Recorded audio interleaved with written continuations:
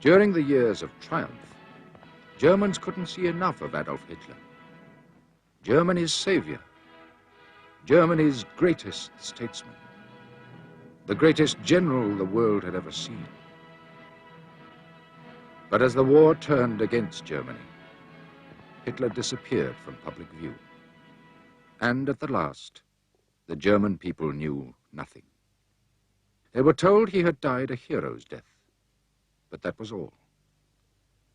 Nazis, and later the Russians, concealed what they knew about his end. The first Westerner to investigate the affair was the British historian Hugh Trevor Roper.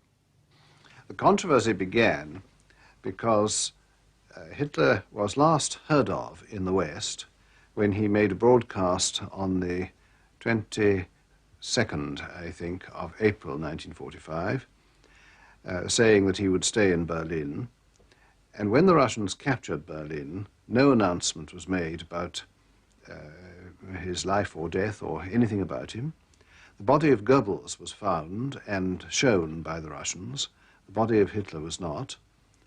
And 5 months after Hitler's disappearance, the Russians accused the British authorities in Germany of concealing Hitler and Eva Braun in the British zone for ultimate use against the Russians.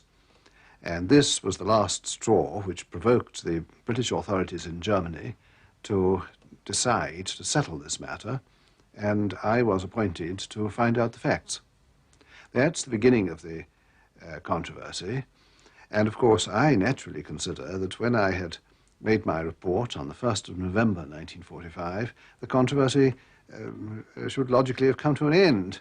Why it went on, I can't think, except for the perpetual Russian mystification. Yelena Reshevskaya was an interpreter with the Red Army unit which tried to find Hitler.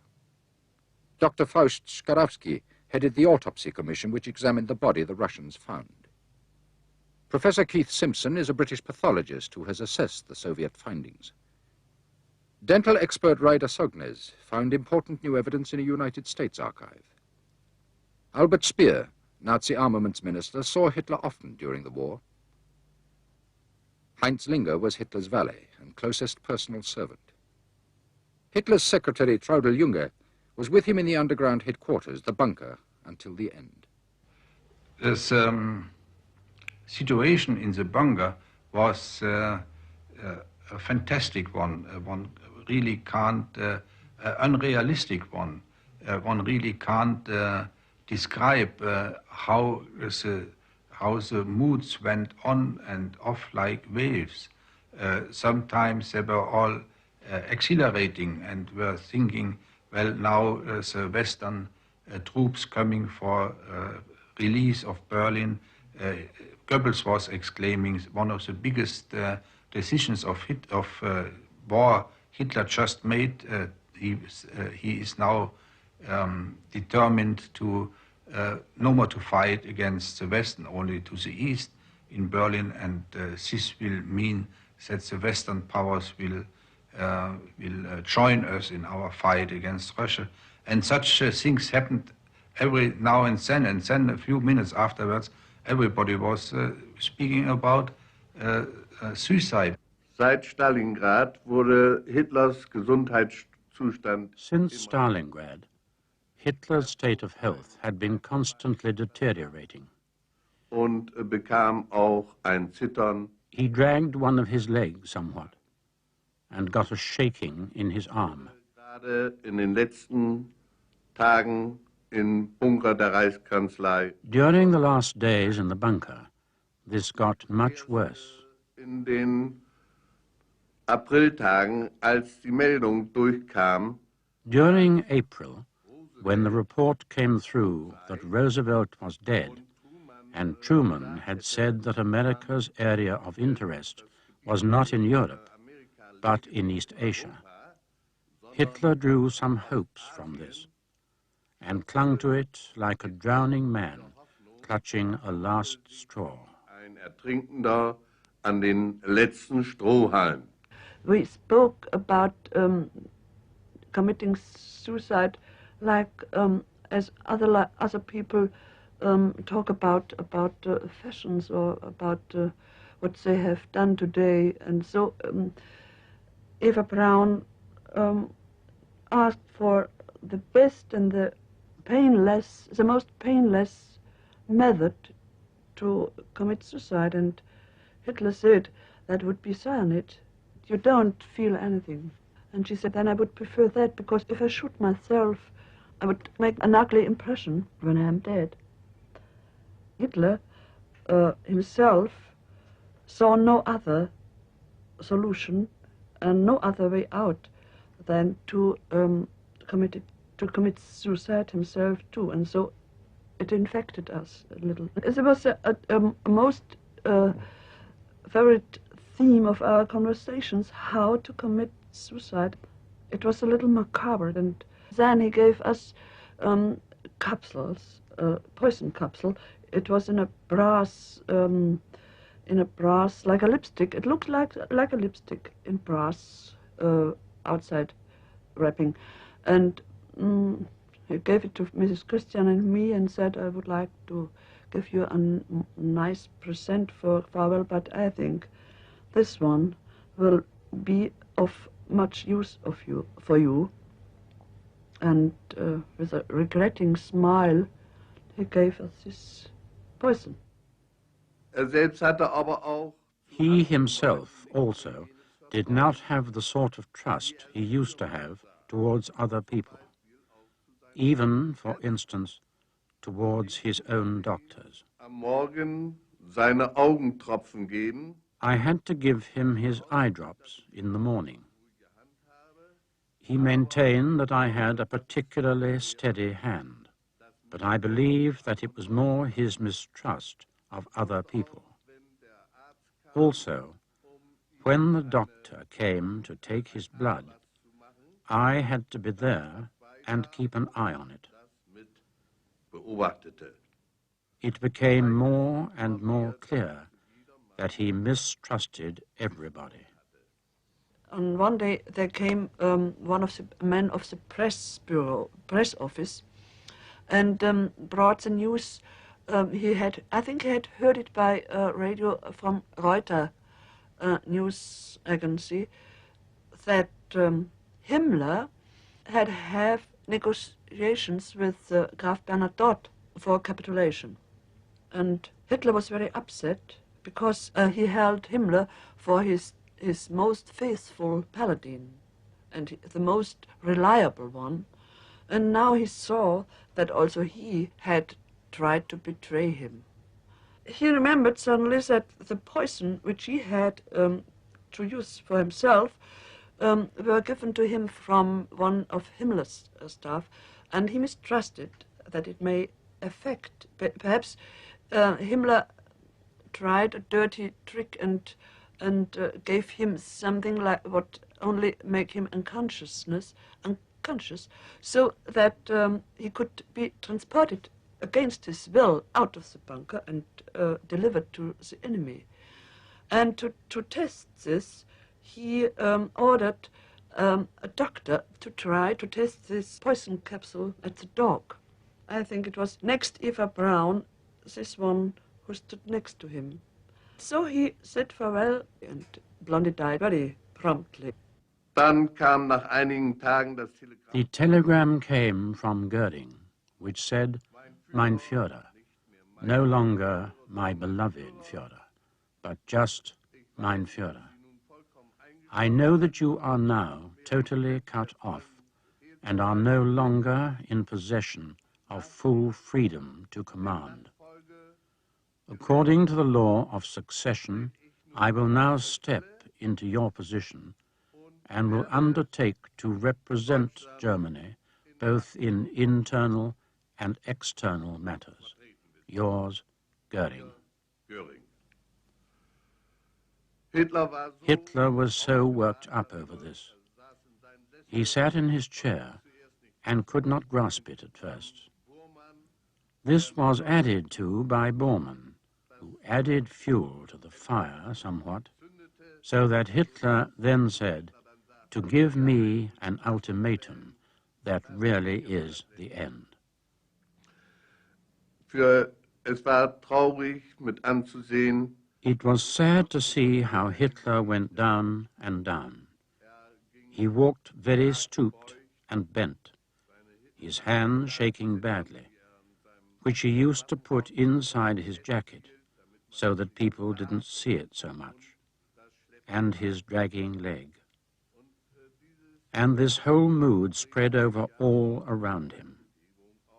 Nobody knew what they should do anymore. It came in my mind that perhaps he always was the commander of the first commander of the army and the chief of all soldiers, so it would be more stylish and more logical to fight his last battle, his last fight, and to die on the camp of honor, to fall with his soldiers. But he refused and said, yes, it would be right, but I cannot do that because my health state is too low and I'm so trembling that I couldn't hold a pistol. I couldn't hold and couldn't handle it. So, and I am not sure that any one of my paladins would be up to give me the dead shot if I was only wounded, and I am not willing to fall in the hands of the enemy, neither alive nor dead.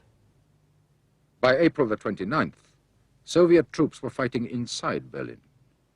Hitler began putting his affairs in order. He married his mistress, Eva Braun. And then he summoned Traudl Junge to dictate to her his personal and political testaments. Then he began my last will. And then he dictated me at first his private will and afterwards his political testimony. And I must confess that I was at first in a very excited mood because I expected that I would be the first and the only one who knows, is going to know the explanation and the declaration why the war had come to this end and why Hitler couldn't stop and why the development and why the catastrophe. I thought, now I will come to the moment of the truth. And I was heart pumping when I wrote down what Hitler said. But he used nothing new. He came out with his old phrases. He repeated his accusations, his revenge swearing to the enemy and to the Jewish capitalistic system, and then he announced in the second part of the history of the political testament, he announced a new government. The next day, reports came in, and it was now clear to him that the Russians could break in at any moment. When Hitler said farewell to me, I went to him, against him, and he came toward me, and his face was already dead. It was like a mask. He looked at me, but I had the feeling he looked through me through. And he shook me hand, and he murmured something, but I didn't understand. I had not understand what he said at last.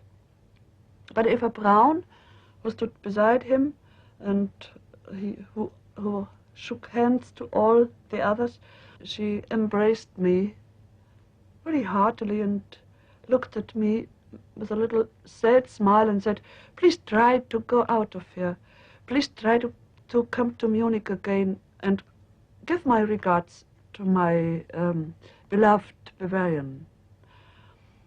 And then she and Hitler shut the door and retired, and I had an absolutely need for fleeing, and I fled these stairs upside on the next level, and there I found the children of Goebbels. Verabschiedete sich von allen. He said farewell to everybody, and I was the last one he came to. Hitler said to me, "I have given the order to break out. You should break out in groups. Join one of these groups and try to get through to the West." Then I asked Hitler, "For whom should we fight on for now?" And to that Hitler said in a monotone, "For the coming man." I saluted him, he gave me his hand, and I disappeared out of the room. I was so upset, and for a moment I didn't know what to do. I ran over to the bodyguard. But after a short while, I went back, because I assumed now it must surely have happened. Suddenly, there was a bang, there was the shot, and it was obviously within the bunker, because the noises of the outside shooting, we know how they sound, and the little boy of Goebbels, he noticed, and he noticed that there was another sound. He said, "Oh, that was a bullseye. That was a bullseye." And I thought, yes, you are right. That was really a bullseye. Ich trat mit dem damaligen Reichsleiter Bormann. I went into Hitler's workroom with the former Reichsleiter Bormann, and this picture presented itself to us. Hitler was sitting on the left of the sofa, with his face bent slightly forward and hanging down to the right. With the 7.65, he had shot himself in the right temple. The blood had run down onto the carpet, and from this pool of blood, the splash had got onto the sofa. An das Sofa gekommen.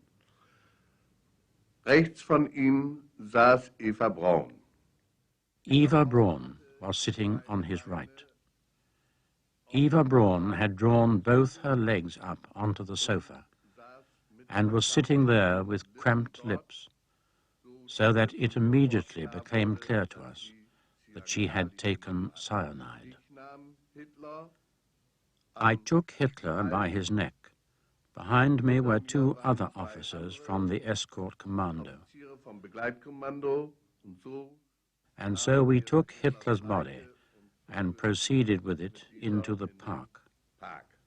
Im Park legten wir die Leichen. In the park, we laid the bodies together, next to each other, and poured the available petrol over them. In the Reichschancellery Park, there was fire all around it, and there was a draught, so that we could not set the corpse alight with an ordinary match. Daraufhin drehte ich. So I twisted a taper out of some paper with notes on it, and Reichsleiter Bormann, who meanwhile had also come upstairs with some others, like Dr. Goebbels, Burgdorf, and officers, lit the taper, and I threw the taper onto the bodies, and in an instant the corpses were set alight. Zu der Verbrennung der Leichen Hitlers und Eva Brauns möchte ich noch sagen, as regards the burning of the bodies of Hitler and Eva Braun, I should like to add that the flames licked them for about half an hour, dass nur die Wolldecken, that only the woolen blankets and the clothes were affected by this and burnt, and not the body itself. nicht der Körper selbst. Uns war es hinterher klar, dass wir It was clear to us afterwards that we should have laid the corpses on them. Then the bodies would have been totally charred. darauf die Leichen legen müssen. Dann wären die Leichen auch vollkommen verkohlt. But this was in consequence of the whole mood. We couldn't collect our thoughts anymore. Wir hatten keinen Gedanken mehr zu fassen. And apart from that, the troops who should make the breakout with us were quartered in the Reichschancellery. Mit uns zusammen den Ausbruch vollführen sollten. If the soldiers had seen that we were burning Hitler's and Eva Braun's bodies, one can't just say Hitler's body, they would probably not have been prepared to carry out the breakout. Den Ausbruch wahrscheinlich nicht mehr vollzogen. Even before Berlin fell, a Soviet investigating team had been given the job of finding Hitler, or his corpse. Incomplete reports and poor photographs of their work were eventually released. This is supposed to be the very spot where they found the bodies of Hitler and of Eva Braun. The Russians never admitted that Hitler was dead until 1950, when they produced a film. They then revealed no details, although we now know that they had all the facts. The details they have revealed have been revealed in such a form that it doesn't carry a great deal of conviction, or at least doesn't carry full conviction. On the 4th of May, I saw them lying in the garden of the Imperial Chancellery, wrapped in a grey blanket. In fact, on the 4th of May, they were discovered in a bomb crater spattered with earth by Churakov, one of the soldiers in our group. Their bodies were dragged from there to the garden of the Imperial Chancellery. The bodies were sent to Dr. Faust Skarovsky to be autopsied by himself and his 5-man team. One should, however, say that both Hitler and Eva Braun's body were badly charred, unrecognizably so, especially that of Eva Braun. Hitler, too, was charred, but less so. From the outside, one couldn't have said who it was. You see, the extremities, that is, the ends of the hands and lower part of the foot, were completely gone. They'd been burnt away. The torso itself was a dark color, like some sort of coal. The crown of the head was extremely badly burnt in places, so much so that a lump of skin, of bone, had been burnt. We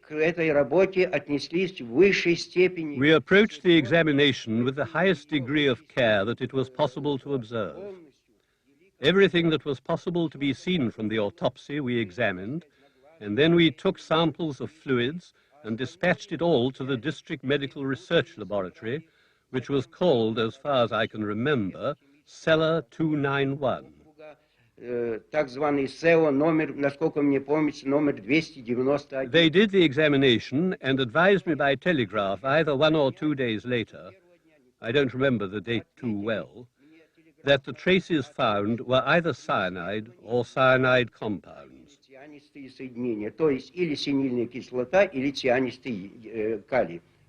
The autopsy of Hitler, for instance, which they have published, has never been published in the original Russian. It has only been published in German and English. It was released in an unusual way, in a way which, perhaps unfairly, seems to deprive it of authority. Here, in Russian, is Skarovsky's typed copy of the autopsy report. It states, on the body, considerably damaged by fire, no visible signs of severe lethal injuries or illnesses could be detected. The presence in the oral cavity of the remnants of a crushed glass ampule, The marked smell of bitter almonds emanating from the bodies, and the forensic chemical test of internal organs which established the presence of cyanide compounds permit the Commission to arrive at the conclusion that death in this instance was caused by poisoning with cyanide compounds. The report also says that part of the occipital vault is missing. Since this is part of the skull, some people say it leaves open the possibility that Hitler was also shot. I've read the autopsy report. I expect it's mainly directed by Swarovski, but he had assistants there, and I would regard it as a very full and searching autopsy. The post-mortem appears to have been a really searching one, and to have been thorough by ordinary standards. But was this body Hitler's? The corpse had only one testicle, and besides, the body was not as tall as Hitler was known to be.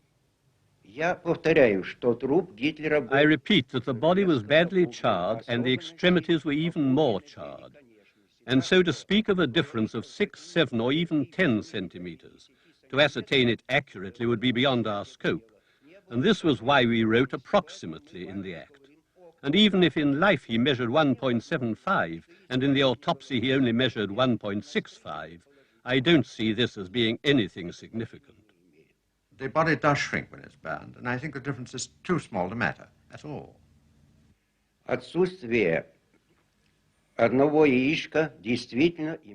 There was indeed one genital missing, which we discovered quite by chance, but it had nothing to do with the case in hand.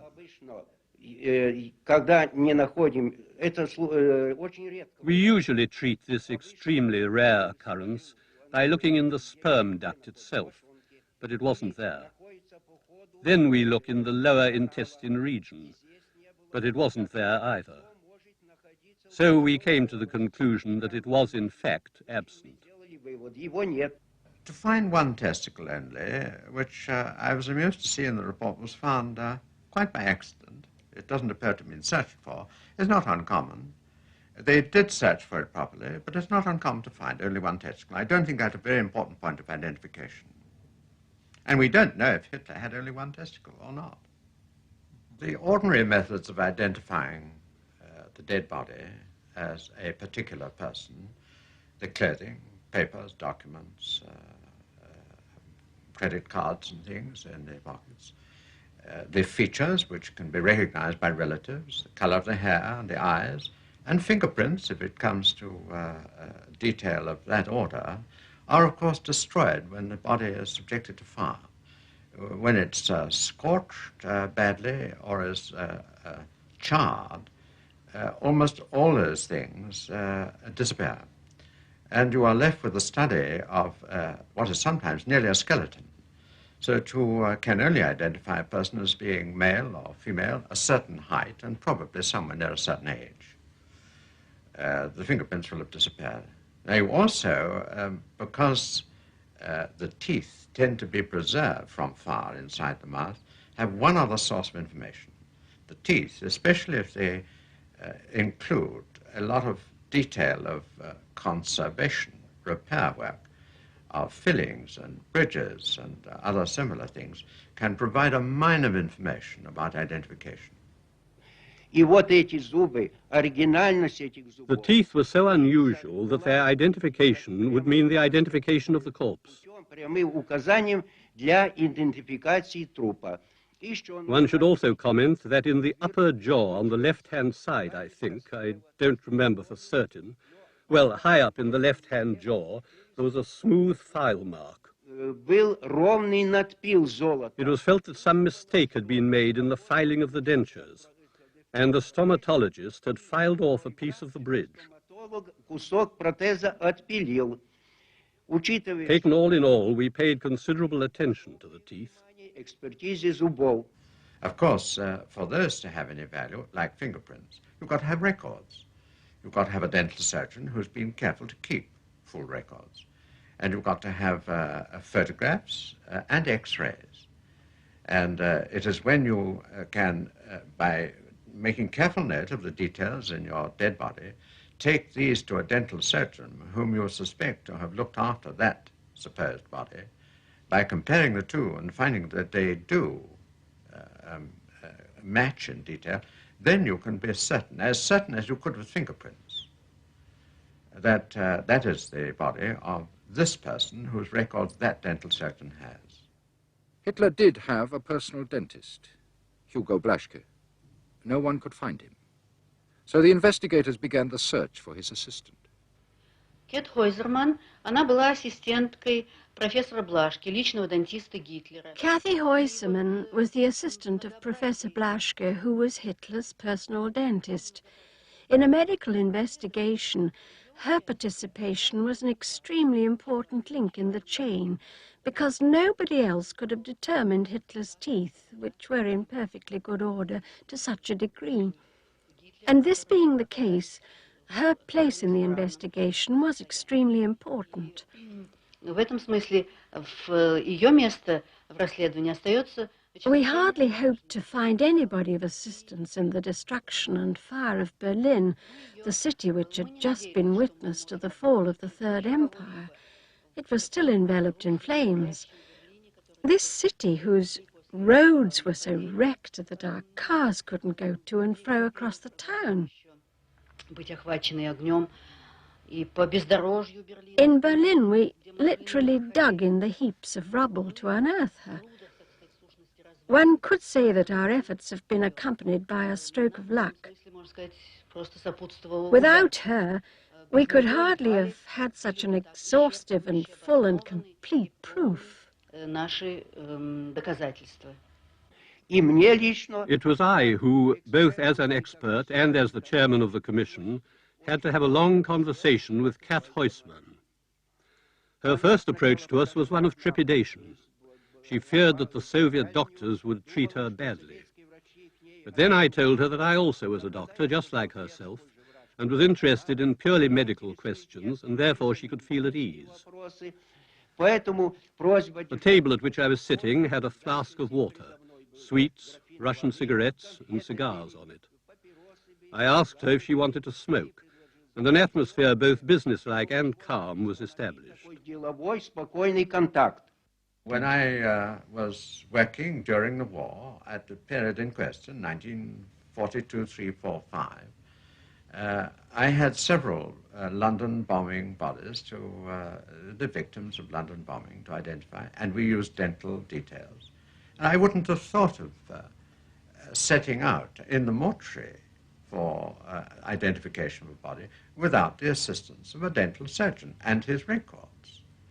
I might myself, if we were working under difficulty, as the Russians may well have been at the 1945 autopsy on Hitler, I would myself perhaps have to make a photographic and drawing record of the teeth as I saw them.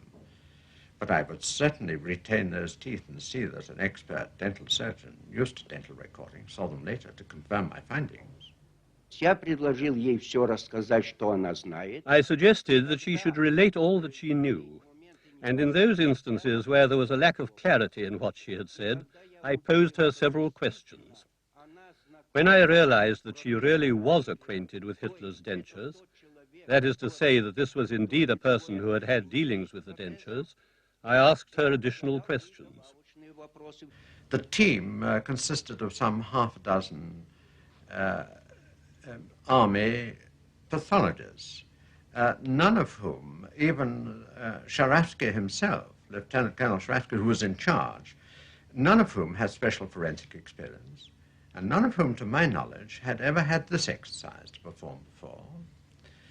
They made an autopsy which, from the record, looked thorough enough, but they failed to include in their autopsy more than a very poor drawing of the upper and lower teeth and of bridgework, which was still lying in situ. It would not be enough for a pathologist, especially if he were doing routine army pathology, to indulge himself in what is a special medical legal exercise of identification, in which he knows, if he's had experience, he must use the services of a skilled dental surgeon. Very often a dental surgeon whose work has become forensic, or may have turned over to forensic identification work entirely. As I was talking to Kat Huysman, I sketched the teeth of a human being. Here's the right-hand side. Here I sketched the teeth in the upper jaw, and here the lower jaw. And you can clearly see the smooth edge of the teeth. Then I showed this sketch to Kat Huysman and said that here I'd found the 2 steel pins. But she protested, saying there had to be 3. It's incredibly poor. It's a schoolboy diagram. It shows a 9-tooth gold bridge here. It even shows in front the little pegs which were hung on the 4, a left lateral and a right lateral incisor here. But really the detail is very difficult to pick out. It's small and it's indeterminate, though I can't say it inaccurate. And when the conversation as such had ended, and I was convinced that she really did know these teeth well, I showed her the dentures which had been extracted from Hitler. Her first reaction was one of extreme surprise. She then realized that our conversation had not been an abstract one, that we really had autopsied Hitler's corpse, and that it had been examined by Soviet specialists, and that she was confronted with Hitler's very dentures. She then became less distraught, and we calmly, dispassionately examined them. Then she started off showing me these steel pins, and when we examined the teeth in greater detail, she turned out to be right. There were indeed 3 of these pins to be seen, and here they are, pictured on the right. This convinced the Commission, and more so myself, that we had indeed unearthed Hitler's body. The evidence that I have been involved with in studying Hitler's remains is based on 3 types of observation. First of all, the Russian autopsy report, published in 1968, revealed certain types of dental bridgework which are critical for identification of a body that was destroyed by fire. Number 2, in the National Archives in Washington, D.C., I was able to study in detail the interrogation report of Hitler's dentist, Dr. Hugo Blaschke, who is now dead, and he described in great detail the state of his dentition, his treatment, and so forth. Thirdly, I was very fortunate, after considerable search, to locate 5 X-rays which were known to exist from the British study of Hitler's last days, but which had not been found. And I located this in the branch of the National Archives in the little town of Suitland in Maryland. And I'm showing 2 of the 5 X-rays here, taken by the head and neck experts who treated Hitler after the assassination attempt. This picture was taken in September and this in October. And I want to point out, though they were taken 2 different times and locations by 2 different doctors, they are from the identical persons, seeing the very typical fingerprints, as it were, of the sinus outlines, and very characteristic bridgework, both in this picture and in that picture. Lastly, I have prepared a model which summarizes the findings of the dentist report, the X-rays, and the Russian findings.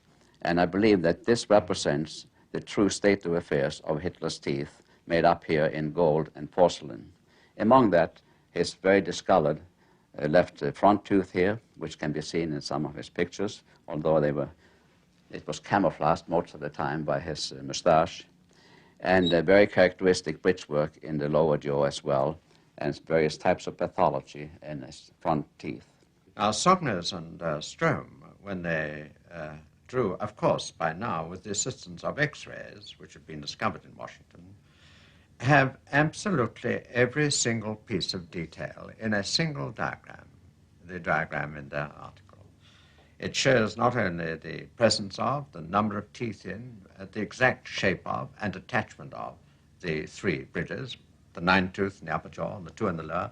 It shows the remarkable shape and attachment of the lingual bar bridge in the right lower jaw, and it draws special attention to the left upper central incisor, with its curious Richmond gold crown and the central translucent facing. I cannot conceive of anybody now not being utterly convinced that these are the teeth of Hitler, and that this was Hitler's skull, there could be, I think, no conceivable objection to the argument. There's not a single point which doesn't fit, and there are very many points which do. It would be impossible, in my opinion, to recreate this in another individual, so that I disregard the possibility of there being a double that the Russians autopsied.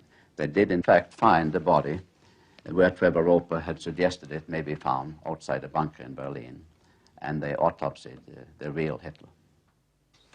The only question which is still debated, in my opinion, or can legitimately be debated, is whether Hitler took poison or shot himself.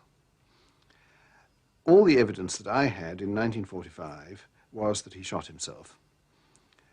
The Russians have always maintained that he took cyanide. I stated in 1945, on the evidence of one of the German authorities, that it was possible that, although he had shot himself, he had also put a poison capsule in his mouth to make sure. And that seems to me quite possible. A small piece of the skull of approximately 10 by 7 centimeters was missing. The edge of the missing portion was charred, which meant that this was a result of the burning and not of injury. I must stress that the brain itself was well preserved and that there was no damage to the brain. Neither was there damage to other portions of the skull, neither the nasal portion, the cheekbones, etc. In a word, there was no damage at all, so there is no proof of damage by firearms. The only positive things that emerged from autopsy are that glass was found in the mouth and that hydrocyanic acid was detected by analysis afterwards in the body. I find this a little surprising. If there was great heat for some considerable time, as there was, petrol was poured more than once on the body, for cyanide evaporates very quickly, and I'm a little surprised at that. But glass was found in the mouth, and I think death must have been due to the crushing of a cyanide capsule, which we know was common practice among the higher Nazis. We have to recognize the fact that all the German witnesses do bear witness about the shooting. We can't ignore that. They are just as good witnesses as the Russians. The evidence on the Russian side is the autopsy which they've produced. But I can't regard it as final. Firstly, because they have produced it in so propagandist a form that it, to some extent, cancels itself out.